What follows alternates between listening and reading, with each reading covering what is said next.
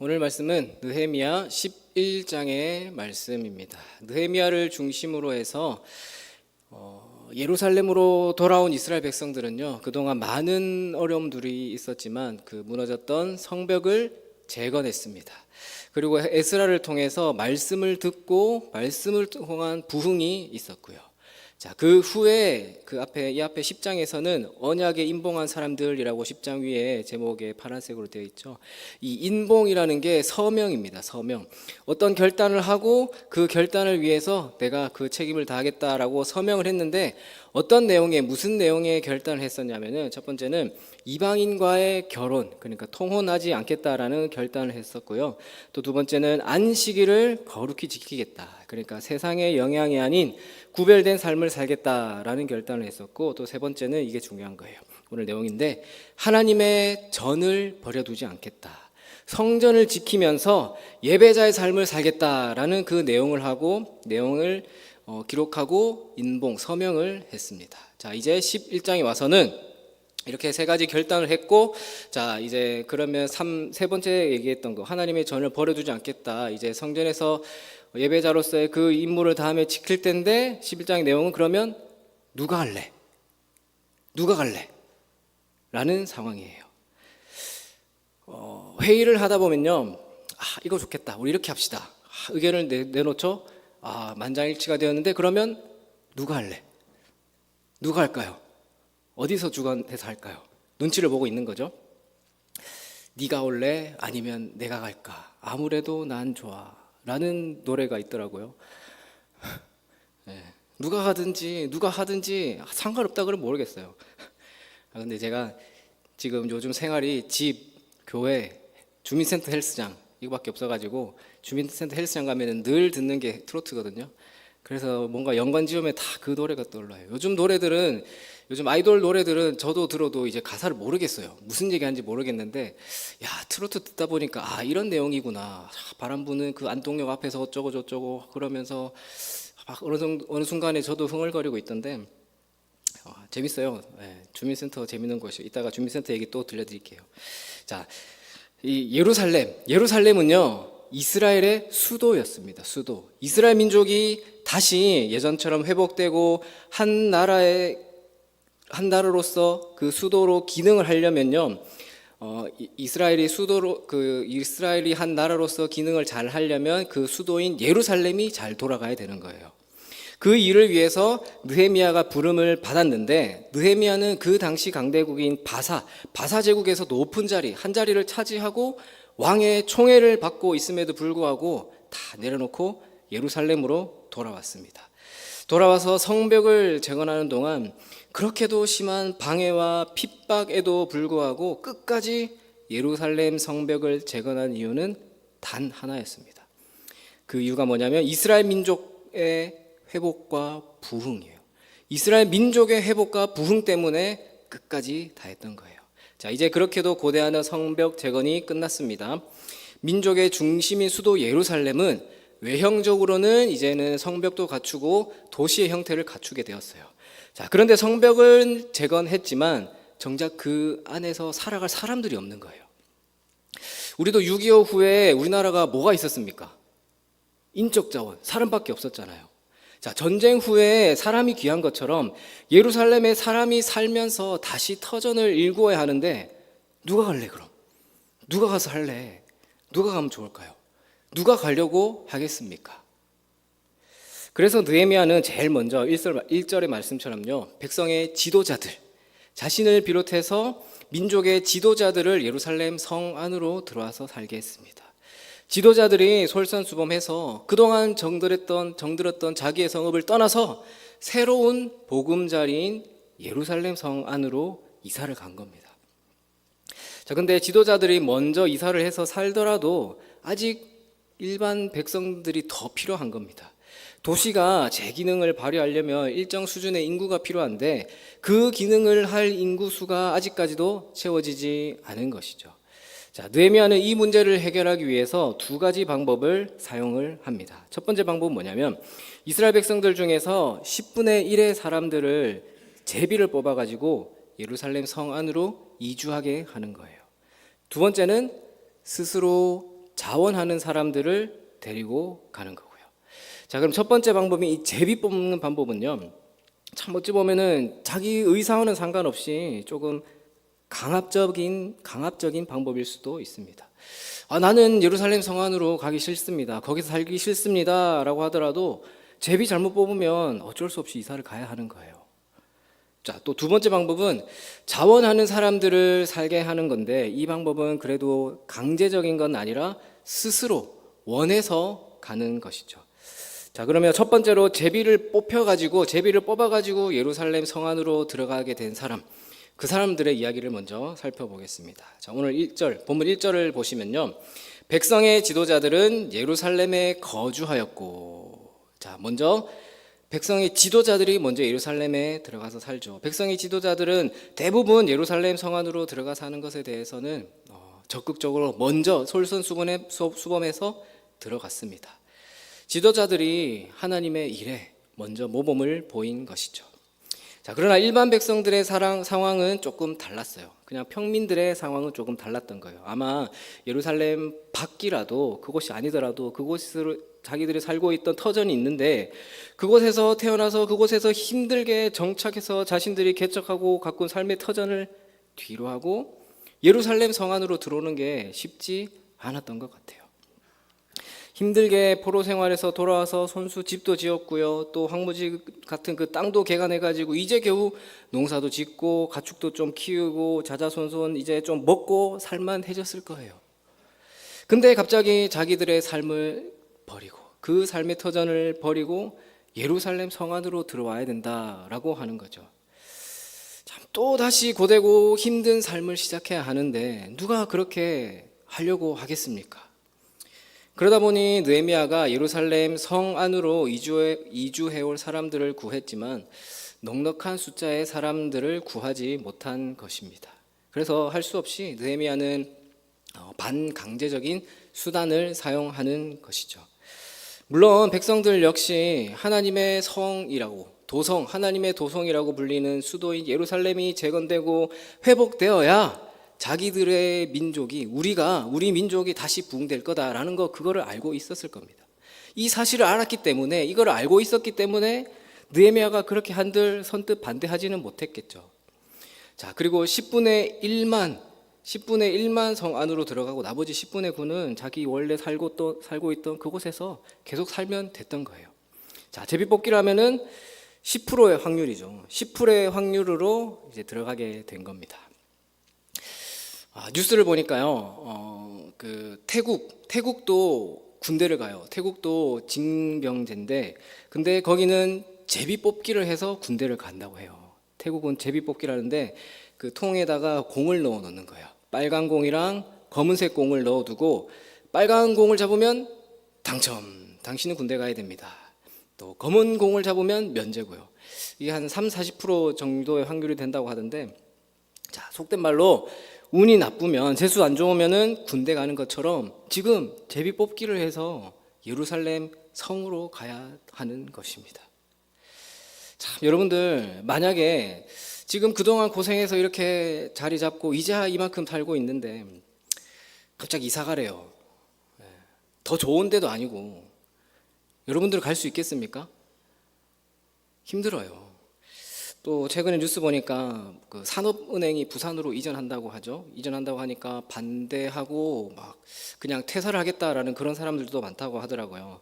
또 그 전에는 제가 그 뉴스를 보니까 세종시 관련해서, 세종시를 가보진 않았지만 세종시의 뭐 정부 청사 건물이랑 그 주변에 조금만 있고 그 조금만 더 나가면은 다 그냥 허허벌판에 아파트밖에 없더라고요. 뉴스를 보니까. 그리고 거기 보니까 그 주말이 되면은 가게 문들이 싹 닫아요. 그리고 그 직장인들, 거기 근무하던 사람들이 금요일 오후가 되면은 버스가 쫙 서 있는데 다 서울 집으로 가는 거예요. 서울에 살면서 출퇴근을 하는 거예요. 자, 그 뉴스를 보니까 자, 그만큼 이렇게 터전을 옮긴다는 게 어렵고 힘든 거구나라는 걸 보게 됐어요. 자, 이렇게 어떻게 해서든 그냥 주말에만 돌아오면 되니까 거기 잠깐 기숙사 살고 그렇게 안 가려고 하는 사람들도 있는데, 반대로 오히려 떠나려는 사람들도 있더라고요. 다시 그곳으로 못 돌아가는 사람들이 있어요. 그곳을 떠나서 새로 시작해야겠다라는 사람도 있더라고요. 자, 주민센터 참 재미난 곳이에요. 주민센터 가니까 게시판이 있어요. 게시판에 보면은 뭐 광고도 있고 거기 뭐 행사 내용도 있고 있는데, 거기에 보면은 한쪽에 그 여성가족부, 여가부로 하죠. 여성가족부에서 성범죄자 그 신상 고지를 해요. 몇 년, 몇 월, 몇 일, 언제, 그러니까 언제, 어디에서, 누구를 대상으로 어떤 성범죄를 저질렀는지, 그 사람이 이 동네에 전입을 하면은 거기에 고지를 해서 30일 동안 붙여놔야 된다고 하더라고요. 미성년자 있는 아동이 있는 집에는 우편으로 가고 문자로도 간다고 하던데, 거기 지나가다가 한번 딱 눈길이 가서 봤는데 그 한 사람이 있는데요. 사진을 보니까 안면이 있어요. 안면이 있어요. 누구지? 내가 이 사람 어디서 봤지? 내가 왜 알고 있지? 한참을 서가지고 고민을 해가지고 사진까지 찍어 왔어요. 그리고 생각해 보니까 제가 저기 동묘에 이발소를 가는데 거기 이발소 아저씨였던 거예요. 제가 그분한테 머리를 몇 번을 잘랐거든요. 소름이 막 돋더라고요. 물론 그분이 이제 그 생활을 마치고 새롭게 마음을 다잡고 기술을 배워가지고 뭐 그러시는 것 같긴 한데, 아무튼 그 이후에 제가 지금 머리 스타일을 바꿨어요. 커트 2번 할 거 한 번만 하고 좀 파마를 해가지고 커트 안 하고 좀 덜 가보려고 생각하고 있는데, 아무튼 그 이후에 궁금해가지고 이렇게 하는구나 싶어가지고 여가부 사이트를 들어가 봤어요. 들어가 보니까 다른 지역에서 이주해 왔더라라는 그런 사람들이 대부분이더라고요. 그러니까 그 사람들이 다 고지가 돼 있어요. 어떤 제목으로, 언제, 지금 어디 살고 있고, 이 근처에 많아요. 조심하세요. 네, 아무튼 그 수감 생활이 끝나고 나서 다시 거기 못 돌아가는 거겠죠. 못 돌아가고 떠나는 것 같아요. 다 대부분 다른 지역이에요. 그분들은 오히려 떠나고 싶을 거예요. 근데 일반적인 사람이 평생을 살아왔던 그곳을 떠난다? 글쎄요. 더군다나 이스라엘 당시에는 왜 힘드냐면요, 앞에 7장 4절에 나왔거든요. 7장 4절에 보면은 뭐라고 나왔냐면은 그 성읍은 광대하고 그 주민은 적으며 가옥은 미처 건축하지 못하였습니다. 그러니까 가옥이 아직 건물도 없는 거예요. 제대로 돼 있지 않는 거예요. 황폐한 그 상황 그대로인 거예요. 성벽만 세워 올려놓았던 거죠.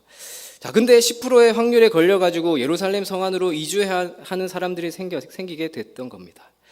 아마 이 사람들은 자기가 정말 운이 없었다고 내가 이렇게 됐구나 생각했을지도 모르겠어요.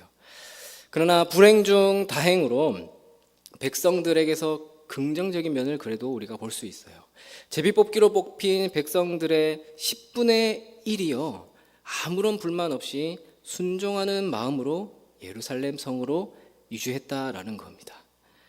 비록 자기들이 의도한 바는 아니겠지만, 또 강제적인 부분이 없지 않아 있지만, 그것이 하나님의 영광과 하나님의 사역을 위해서라면 자신들의 불편함과 자신들의 아쉬움을 뒤로하고 믿음으로 받아들이겠습니다 라는 그런 고백이 있었던 행동인 것이죠.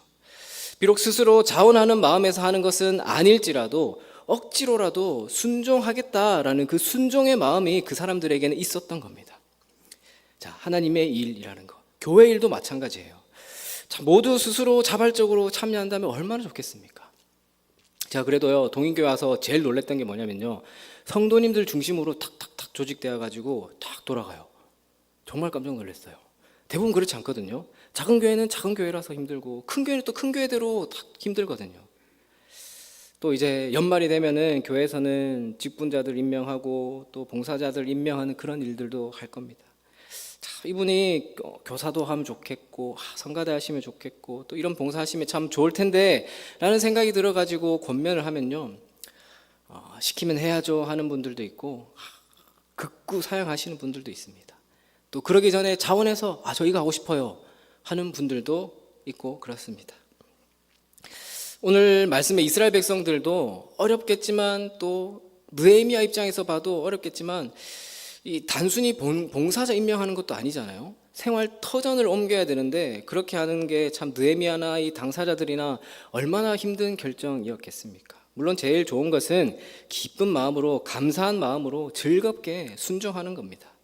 그러나 자발적인 순종도 소중하지만 억지로라도 하게 되는 순종도 소중하다라는 겁니다. 이 사람들은요, 이들은 비록 자신의 의사와는 상관없이 소위 세상 말로 운이 없어가지고 제비 뽑혀 왔지만 이왕 이렇게 된 거 하나님의 일에 순종하겠습니다 라는 결심이 있었던 것이겠죠. 참 어떻게 보면은 또 잠언 말씀을 평소에 잘 알고 있었기 때문에 그 말씀을 알고 있었기 때문에 이런 행동을 할 수 있었던 것 같기도 해요. 잠언 16장 33절에 보면 이런 말씀이 있죠. 제비는 사람이 뽑으나 모든 일을 작정하기는 여호와께 있느니라.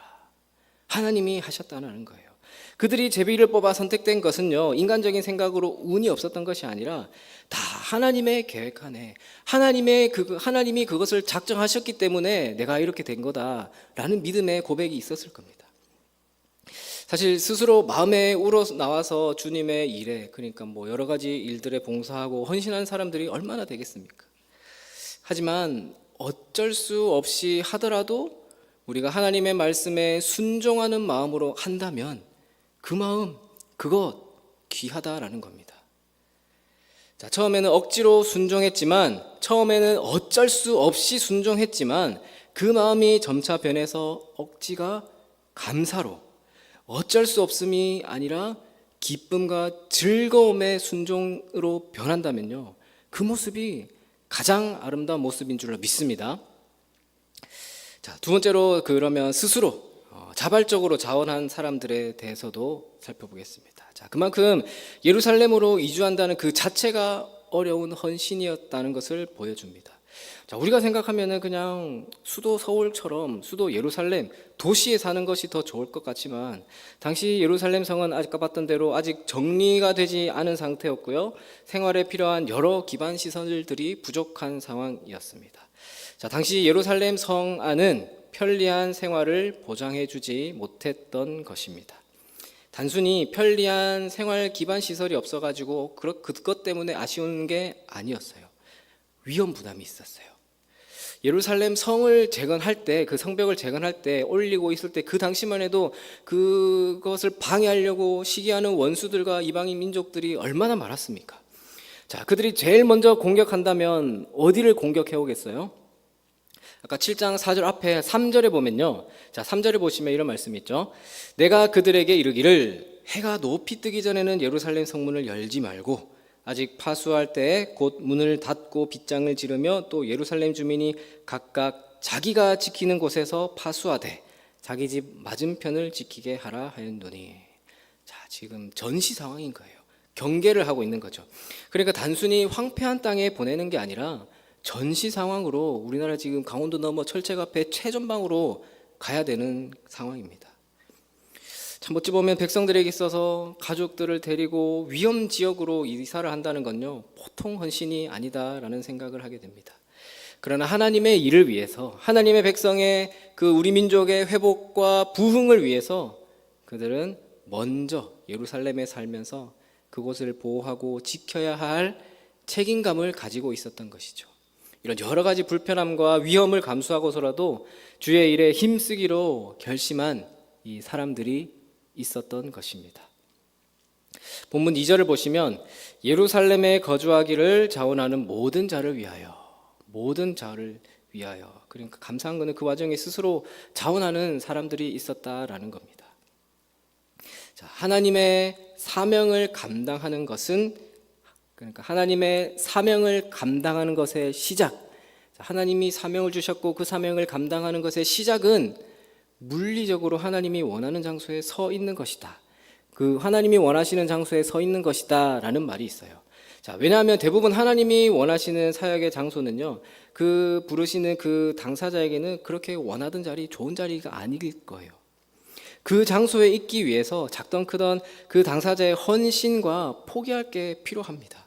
그래서 하나님의 사역의 장소, 하나님의 원하시는 장소에 있는 것만으로도 하나님의 사명과 사역을 감당하고 있는 것이다 라고 말할 수 있는 거예요. 그래서 예배당에 나와서 이 예배 드리는 것도, 나와서 예배 드리는 게 참 중요하다고 코로나 때 참 그렇게 강조했던 게 뭐냐면, 그런 것, 하나님이 원하시는 곳에 서 있는 물리적인 것부터 시작되기 때문인 겁니다. 북한 땅을 위해서 기도하면서 중국에서 선교 사역을 하시는 선교사님이 계셨어요. 한 선교사님 계셨는데 이 선교사님은 주로 탈북민들 돕고 조선족 사람들에게 복음 전하면서 선교 사역을 감당하고 계셨습니다. 자, 이분이 하시는 말씀이 선교의 사역을 감당하는 것은 가장 먼저 선교지에 오는 것에서부터 시작이 됩니다.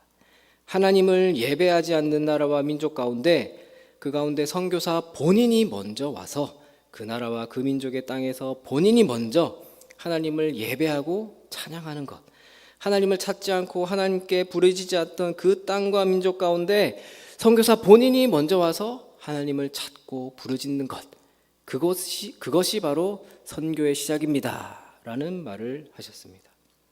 그 땅에 가서 먼저 그 땅을 바라보고 기도하는 게 선교의 시작이라고 생각하셨던 것이죠. 맞습니다. 우리나라도 초기에 복음이 들어올 때 그런 선교사님들의 헌신이 있었기 때문에, 그분들이 이 땅에 오셨기 때문에 우리도 이렇게 복음을 전해받을 수 있었기 때문이니까요. 자, 근데 물론 모두가 다 갈 수 없기 때문에 보내는 선교사라고 하죠. 보내고 또 물질로도 후원하고 기도로 후원하는 여러 가지 방면이 다 선교입니다. 자, 사랑하는 성도 여러분, 하나님의 사역의 시작은요, 우선 내가 하나님이 원하시는 장소, 하나님의 뜻이 있는 바로 그곳에 내가 서 있는 것입니다. 내 사명의 장소, 내 부르심의 장소에 내가 있어야 할 그곳에 부르셨을 때 아멘으로 응답하고 내가 서 있는 게 하나님의 일을 시작하는 것이라는 겁니다. 그것부터 시작이라는 거예요. 자, 그런 면에서 이스라엘 백성들은요, 순종하는 마음으로 또한 자원하는 마음으로 예루살렘 성으로 들어갔습니다. 여러분들의 사명의 장소, 여러분들에게 하나님이 원하시는 장소는 어디입니까? 각자의 가정, 일터, 교회가 될 수 있겠죠. 여러분들은 지금 그곳에 서 있으십니까? 제비 뽑기로 인해서 억지로 또 마지못해서 또 그 결과에 순종함으로 또 자원함으로 스스로 어떤 이유든지 간에 그곳에 거주하는 사람들이 있었습니다. 중요한 것은 그곳에 거할 때 2절 아까 말씀 뒷부분에서 백성들이 복을 빌어주는 거예요. 자, 백성들이 그 들어간 사람들한테 복을 빌어주는데 가서 고생하겠다, 괜찮을 거야, 기도할게, 복 받을 거야, 이런 의미가 아닌 거예요. 자, 쉽게 말하면요, 억지로 진 십자가일지라도 그 십자가를 지는 자는 복이 있다라는 겁니다. 구레네 시몬처럼요. 구레네 시몬도 예수님 옆에 있다가 억지로 십자가를 끌지 않았습니까? 자, 그랬더니 이스라엘 백성들이 어떤 복을 받았습니까? 자, 본문 이후에 3절부터 다 무슨 내용이냐면 그 들어갔던 사람들의 이름이랑 숫자가 나와요. 자, 무슨 말이냐면요, 자, 이름을 기록한다라는 건 기억한다라는 거예요. 제가 예전에 제주도 여행 갔다가 공항으로 가는 길에 렌트카로 가다가 보니까 어떤 기념관이 있어요. 제주 4.3 기념관이 있던데 그냥 지나가다가 저기 뭔가 하면서 그냥 들어가 봤어요. 제가 사실 잘 몰랐거든요, 그전에는. 거기 가니까 그 제주 4.3 사건 당시에 희생됐던 사람들의 이름이 쫙 걸려 있어요. 이름이 다 있어요. 자, 유대인들도 홀로코스트, 그때 당시에 나치에 많이 학살을 당했죠. 그 유대인들 기념관도 있는데 거기 가면은 거기도 그 당시 희생자들의 이름이 다 있대요. 있는데 거기는 그 사람 이름을 녹음을 해가지고 계속 누구 이거 말을 해준다는 거죠. 또 9.11 테러가 있었잖아요. 그때 그 장소에도 지금 가면은 거기 기념공원이 조성되어 있는데 거기 비석에 다 이름이 기록되어 있습니다. 그들을 기억하고 잊지 않겠다라는 것이죠. 여러분들 잘 아시는 아브람도 너는 너의 본토 친척 아비 집을 떠나 내가 내게 지시할 땅으로 가라, 그 말씀에 순종했기 때문에 비로소 아브라함은 위대한 믿음의 영적 아비가 되었던 것입니다. 자, 오늘 백성들도 제비 뽑기를 하나님의 뜻이라고 생각했고 그 결과에 순복했던 것입니다.